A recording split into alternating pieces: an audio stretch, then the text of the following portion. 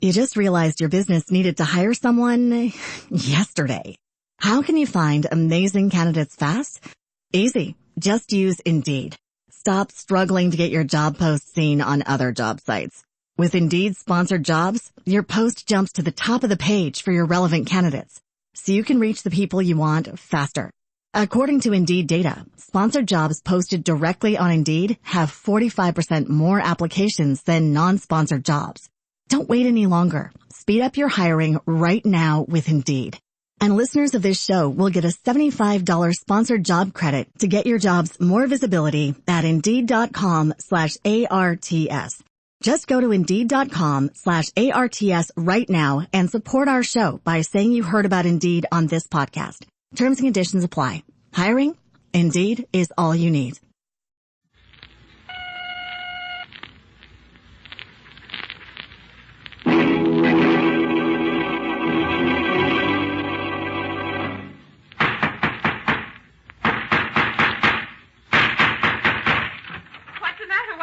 Another case for Nick Carter, Master Detective.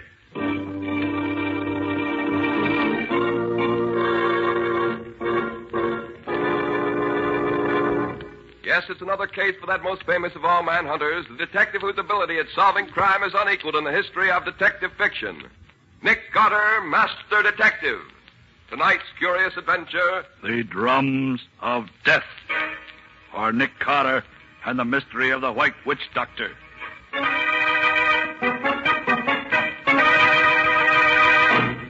And so, gentlemen, you will find enclosed a complete dossier on the criminal in question, plus all the evidence needed for a conviction. Yours very truly, et cetera, et cetera. Wait a minute, Nick. Not so fast. Yours very truly. Okay, what now? Well, what else do we have to take care of, Patsy?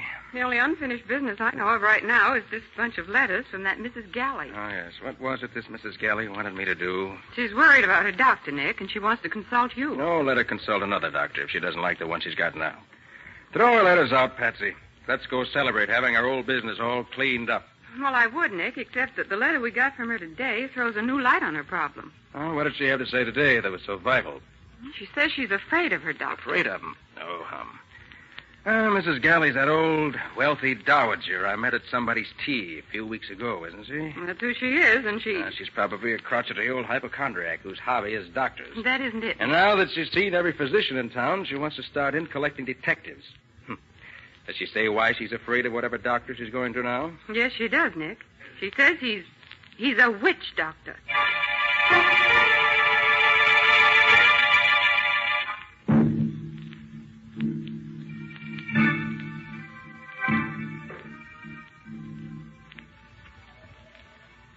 It was very kind of you to come, Mr. Carter. I hoped you would. I confess I wasn't too eager, Mrs. Galley, until Miss Bowen told me about your last letter.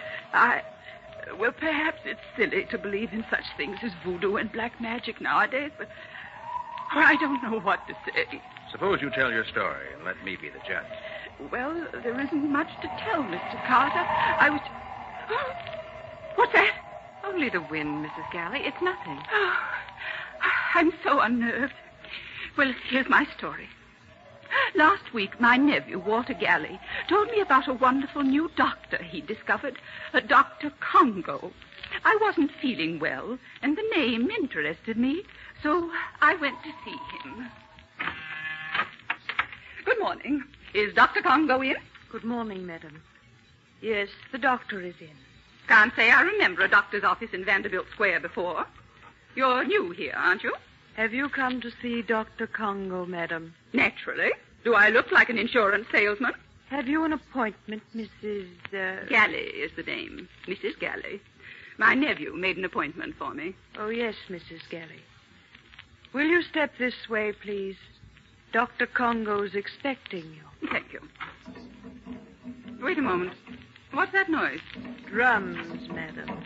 Drums? What drums? If you'll step inside, Mrs. Galley, you'll find out for yourself. Very well. Drums, indeed. What nonsense is this? Good morning. Mrs. Galley, I presume. I'm Dr. Congo. Good morning, Dr. Congo. I want... Golly, what a story. Go on, Mrs. Galley. Why did you scream? Because I saw Yes, what did you see? a white savage. What? From his neck to his toes, Dr. Congo was an ordinary man. He was wearing striped trousers, formal cutaway jacket, wing collar ascot tie. He was beautifully dressed. But his face... Yes? His face was hideous. Shaven skull, a horrid, grinning mouth, showing his teeth, which had all been filed to a point. And he had a bone through his nose. Like a cannibal. Yes. At first I was stunned. And then I thought it might be a joke my nephew Walter was playing on me. I sat down while the drums throbbed. I'm sorry I screamed, Dr. Congo, but you gave me quite a start. I usually do that to my clients, Mrs. Galley. What kind of a doctor are you? A witch doctor. You're fooling, aren't you? On the contrary. But it's unbelievable. We only joke about things like witchcraft nowadays. I am not joking, Mrs. Galley. I've spent 15 years in the heart of Africa studying voodoo. My face, the drums, the African witchcraft apparatus in this room, all are a necessary part of my profession. Profession? Yes. I am a professional witch doctor, and as such can guarantee miracles that modern medicine would never dream of. Ridiculous. I don't believe you. Really? Oye, Kahada. Oye, Kahada, Pardon me, Mrs. Galley. I was just ordering my men to begin the voodoo drum incantation. None of my clients believed me at first, Mrs. Galley, but I convinced them. Now, if you'll allow me... What are you doing with those scissors? I merely removed a lock of your hair. Now, in spite of yourself, you are officially one of my patients. And I warn you, my fee is high. Well, you're wasting your time, sir. I don't want to be a patient of yours, and I won't pay any fee. I'm leaving. Good day, sir. One moment, Mrs. Galley. Dr. Congo, let go of my arm. You don't understand me, Mrs. Galley, and I'm afraid you don't understand voodoo. This lock of your hair places your health in my hands. Your life or death are mine to do with as I desire. And my fee for this visit is $10,000. Preposterous. Get out of my way. $10,000, Mrs. Galley. Now listen closely. 3 times you will hear my Congo drums roll, no matter where you are. If you have not paid when you hear them for the 3rd time, you will die. Good morning, Mrs. Galley. Then, Mr. Carter, I ran out of that office. I'm 65 and not as strong as I was, but I was frightened. I realized he was threatening to kill me with voodoo. And we don't believe in that nowadays, do we? Not as a rule. 3 drum rolls, he told me. And if I don't pay by the 3rd one, I die. Stuff and nonsense, I said. And then, that very night, when I was alone in this room, I heard the distant roll of Congo drums. Golly. Now, Mrs. Galley, you must calm yourself. I'm sure it's only your nerves. We don't believe in witchcraft today. You've got to believe me, Mr. Carter. I've already heard Dr. Congo's drums beat once. Perhaps you only think you did, Mrs. Galley. This Dr. Congo is playing on your nerves. Hysteria can make us think we hear anything. Oh, no. I'm sure I heard them. Wait. There's his kid. You heard? Nick, that wasn't Mrs. Galley's imagination. I heard it, too. And so did I, Patsy. That's the 2nd time. It is not just my nerves. You must save me from Dr. Congo, Mr. Carter. If you can't, I'm lost. His voodoo will kill me. Help me. Help me. Mrs. Galley, you mustn't let this get you. I never believed in witchcraft before, but I do now. What a joke on me. Mrs. Galley, please. Please, I beg you. Mrs. Galley. What a joke on me, voodoo. Witchcraft. Slap her face, Patsy. What? Quick. Snap her out of this. Okay, you say so. Mrs. Galley, listen to me. I'll take over this case, so don't worry. Now, where can I find your nephew? Walter. He's usually in the Bubble Bar Cafe at this hour. Oh, Mr. Carter, if that Dr. Congo gets me, Nick, she's fainted. Call her maid and tell her to put her to bed. We've got to get out of here.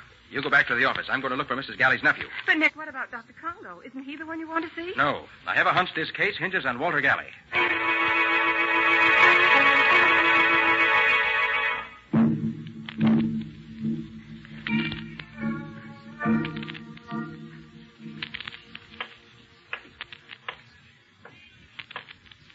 This Bubble Bar Cafe is a pretty tough-looking dive for a place with such a fancy name.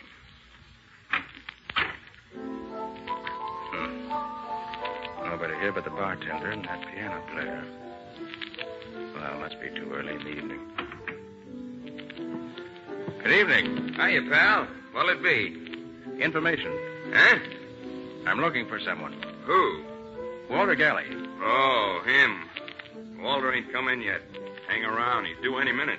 You live around here? Yeah, across the street. River Apartment. I see. He owes you money, too, huh? How's that?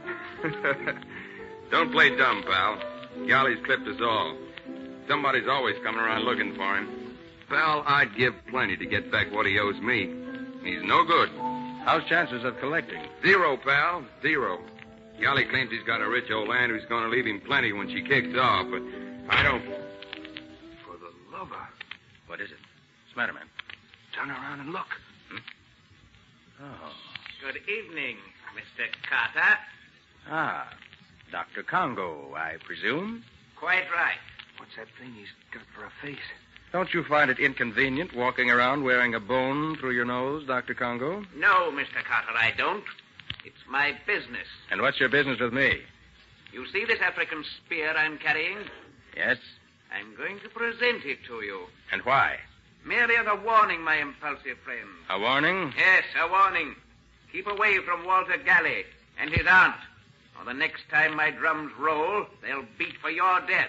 My dear witch, Doctor. And just to punctuate my warning, here's the present I promised you. Take it! Look out!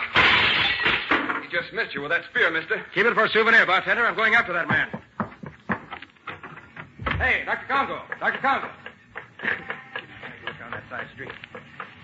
If Congo thinks he can scare me off with that voodoo nonsense. Congo! Congo! He's cutting across the street. Well, let's see if he can outrun me. Hey, look out! Watch where you're running! Look out!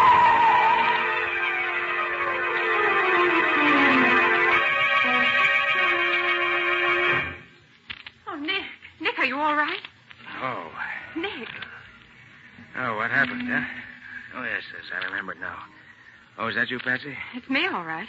Oh, that was close. What happened? I got here just as that car almost ran you down. Well, whoever it was, he tried his best to get rid of me. But why? Probably because I was chasing Dr. Congo. Dr. Congo?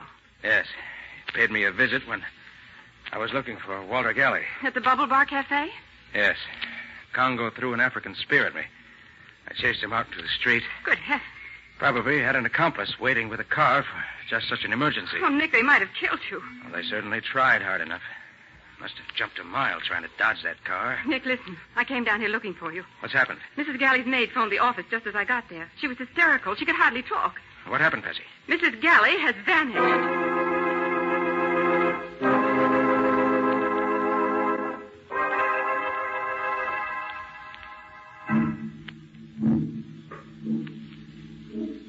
Oh, Monsieur Carter, I'm so glad you came.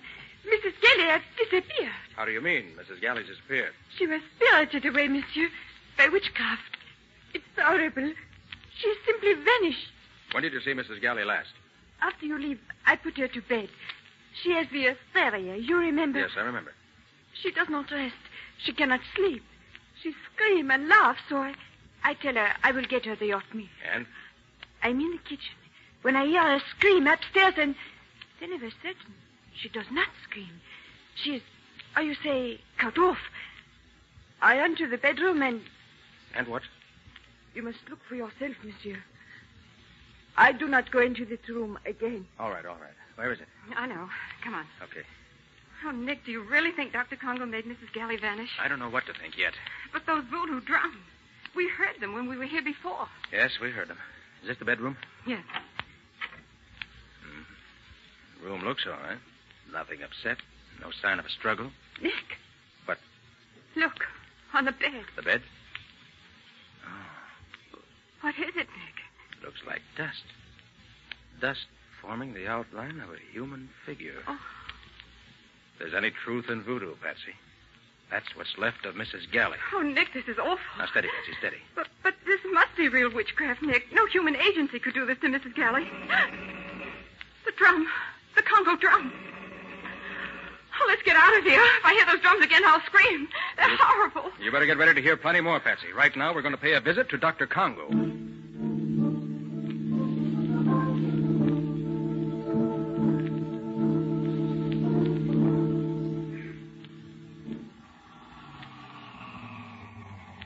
This is Vanderbilt Square, Patsy. Look for Dr. Congo's sign. Do we have to come here, Nick? We do, Patsy. I want to have a look at Dr. Congo's office. Nice old residential section. It's awfully dark. Yeah. No lights in the houses anywhere. Nick, there it is. The doctor's sign? Mm-hmm. Oh, yes. Congo, W.D. Oh, probably stands for witch doctor. All right, Patsy, come on. Oh, Nick, I'm scared. Oh, certainly you don't believe in voodoo, Patsy. Oh, I never did before, but Dr. Congo seems to have changed my mind. Maybe. Would you rather wait in the car? What? Desert you? I may be scared, but I'm no coward. Ah, that's the girl, Patsy. Chin up. Oh, I'm trying, but it makes my teeth chatter too loud. Well, here we are. A nice side window. Going to have a peek inside? No, going to break in. What's that? Just a gadget, Patsy, for unlocking locked windows. Oh. Now we turn the catch, and there we are. I'll go first, Patsy. Okay. All right. Let me give you a hand, Patsy. All right. Up, Patsy. There. And here we are, in the den of the witch doctor. What are you looking for? Any clues that'll help us. Rather do it by daylight, but this flashlight will have to serve. Hurry up, Nick. I want to get out of here. Sorry to interrupt. Mr. Carter again, I believe. Just paying a friendly call, Dr. Congo. Interested in Mrs. Galley's unfortunate disappearance, eh? You know about that, huh? Naturally. My voodoo did it. Mrs. Galley was too stubborn to pay the fee she owed me. I would advise you to raise your hands, Mr. Carter. You see, the young lady understands. My native archer is eager to shoot. He'll not miss next time. What do you want, Congo? I thought it was obvious. Money. And I'm going to get it in spite of you. Because unfortunately, you're helpless, Carter. You cannot fight my voodoo, and no law court will convict me of murder by witchcraft. The police will laugh at your evidence. At my evidence? I wonder. You can wonder on your way home, Mr. Carter. This way out. And let me warn you never to return, or you'll not go out alive. Come on, Nick. One last word. I've already spoken to Walter Galley on the phone. He refuses to pay the money his aunt owed me. Walter has no money. Ah, but he can raise plenty at a moment's notice on the inheritance he'll receive, now that his aunt is dead. That's true, if his aunt is dead. You had better use your influence on him, if you have any, and persuade him to pay before it's too late. Another threat, Dr. Congo? Listen, Mr. Carter. I do not make empty threats. You've already seen the power of my voodoo in the case of Mrs. Galley. And I'm not joking now. My black magic is already cutting away Walter Galley's life. Unless he agrees to pay what I ask, in a very short time, he too will rot to dust. Good night, Mr. Carter. Nick, I can't believe it. He let us go alive. Yes, Patsy. This time, Congo overplayed his hand, and I believe a visit to Walter Galley's apartment will prove it.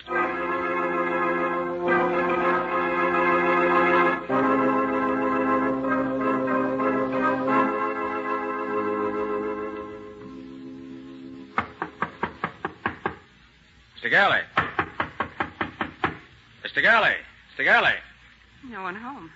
Then we'll just go in and wait. This looks like an easy lock to open. I'm almost afraid to go in, Nick. Too late, Patsy. We're in already. Come on. Radio's playing. All the lights are on. We must have just stepped out for a moment. Yes, looks that way.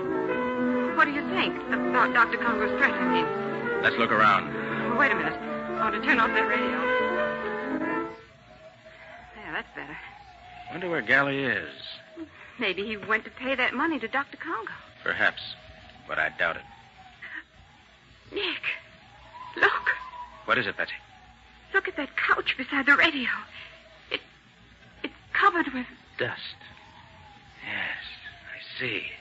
It's shaped like a human figure. Exactly like the dust on Mrs. Galley's bed. Then Congo's killed Walter Galley, too. The evidence seems to point that way. But how can Congo do this, Nick? By voodoo. So Congo says. Beat a few drums, melt a wax figure, and your victim rots to dust. And there's the dust on the couch. Then you believe it, too. I didn't say that, Patsy. Listen. The drum again. Oh, Nick, let's drop this case. We can't fight the supernatural. We don't understand it. It's like trying to stop the wind. Trying to stop the wind? Of course, Patsy. That's the one last explanation I was looking for. Should have thought of that myself. What? I mean, this case is solved. Give me a moment to write a note here at Galley's desk. A note? To whom? Why, to Dr. Congo. My dear Dr. Congo, you are right. I have no case for the police.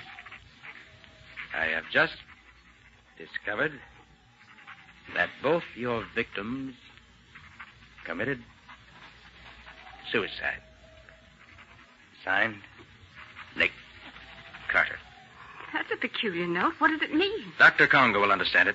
But, Nick, it couldn't be suicide. But Mrs. Galley and Walter vanished. No bodies were found. Dr. Congo will understand what it means, Patsy. Oh, Nick, you're just deliberately mystifying me. No, Patsy, you'll understand, too, later. But right now, I want you to deliver this note to Mrs. Galley's maid. Her maid? Who did she... No questions now. Deliver it and hurry back to the office. Because Nick, very shortly, we're going to hear Dr. Congo's drums beating again. And this time, they'll be beating for us.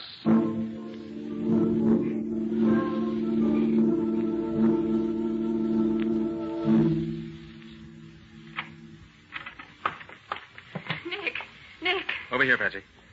You deliver the note? Yes. What in the world are you doing? Just setting up my motion picture projector. Oh, Nick, this is no time for movies. The police were at Mrs. Galley's.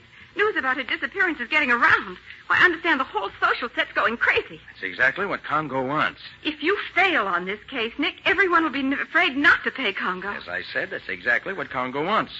Said he was after money, didn't he? Who do you think Congo will attack next? The drums. Congo's drums. There's your answer, Patsy. You mean he's after us? Exactly. My note got a quicker response than I thought it would. Patsy, put out the lights quick. Now what? Now the projector. There. You see? I've got it set in the shade. Why, that's wonderful. It makes it look as if we were standing in front of the window talking. Those shadows on the curtain look as natural as light. Right. Now, get over to the side of the room, away from in front of the window. But... No buts. Follow instructions. We're playing against the killer, Patsy. You mean Congo? Get down on the floor. Lay flat. Oh, I wish you... Quiet. What am I supposed to do here? Wait. And when you hear shots, scream. Scream? You've heard me. But who's going to do the shooting? Our old friend.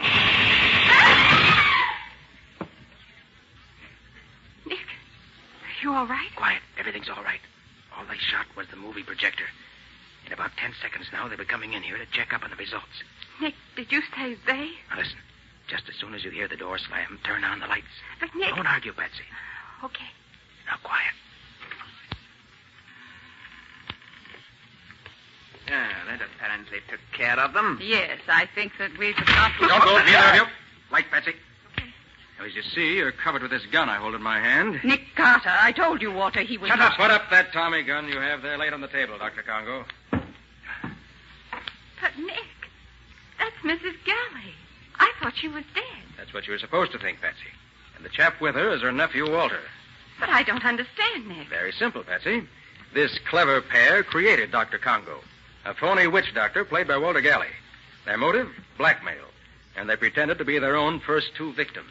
I see. So they could disappear and then spend their entire time playing Dr. Congo. And also so that their fates would terrify future victims into paying Dr. Congo's exorbitant fees without any protest. You are indeed clever, Mr. Carter. Very clever.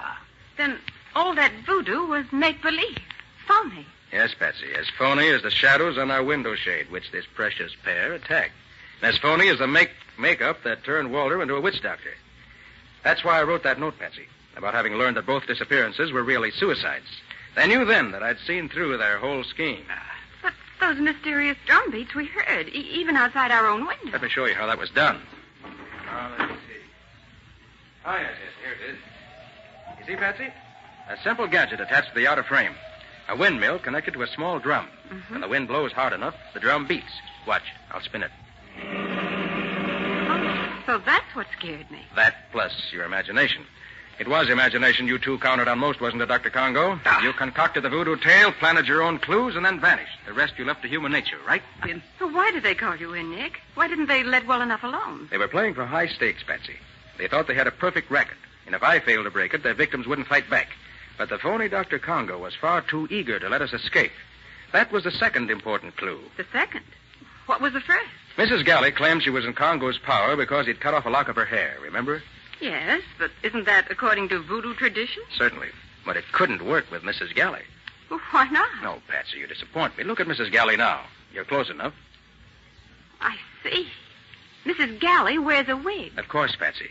And a lock of hair cut from a wig would hardly put the wearer of the wig under the spell of even the best witch doctor in the world. Well, for the love of... Look here, Carter. We can't stand here all night with our hands in the air like this. No. What are you going to do with us? Sorry to treat you two this way. But I don't like visitors who bring Tommy guns to my office. I was a fool to let you go when I had you in my office, Carter. You were all kinds of a fool, Galley. Or do you prefer to be called Dr. Congo? If you hadn't been in such a hurry, your plans might not have been quite so apparent. And if you hadn't been so obvious in sending me to see Walter Galley in the middle of the night when he hadn't had time to raise the money to pay you, even if he wanted to, I shouldn't have been quite so sure what your schemes were. Your eagerness to begin collecting from your victims was your downfall, my friend. All right. But the next time... That's what they all say, my friend. But there won't be any next time. Nick Carter plays for keeps.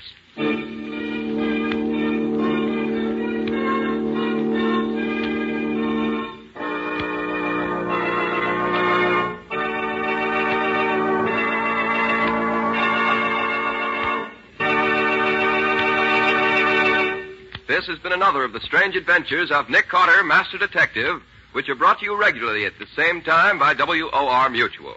And now Philip Clark, who played Dr. Congo in our story tonight, has a message from our government that I want you all to hear. Go ahead, Phil. A friend of mine asked me the other day, why do we need to save waste paper? And how come the supply of paper is limited? Well, the answer to that is obvious. An army needs men, and lumberjacks, among others, join the army. Fewer trees are cut down. Consequently, there's less paper made, because there's less wood pulp available for making it. But that same war that cuts down the available supply of paper demands an ever-increasing quantity of paper for many vital war needs. Paper goes into cartons and containers for food, weapons and equipment needed by the armed forces. Paper is necessary for many of the actual weapons of war, such as incendiary bombs, bomb fins, wingtips, airplane signals, parachute flares, ration containers, and ammunition containers. And the American home is the greatest potential source of waste paper. Every kind is needed. Bags, wrapping paper, newspaper, magazines, old containers, and so on.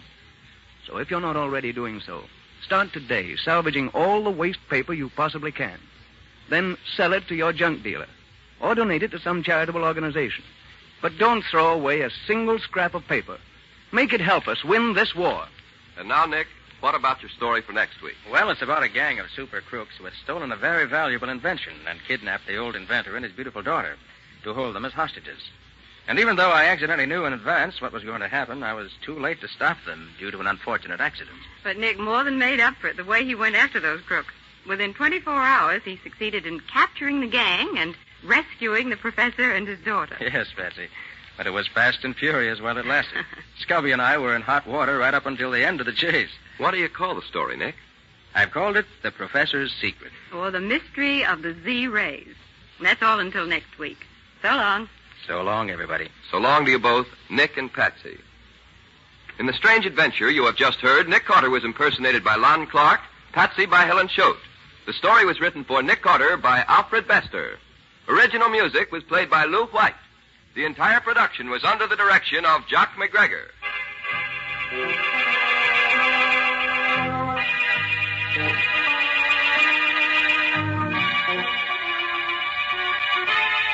Next week at the same time, listen to another curious experience of Nick Carter entitled The Professor's Secret, or Nick Carter and the Mystery of the Z-Rays.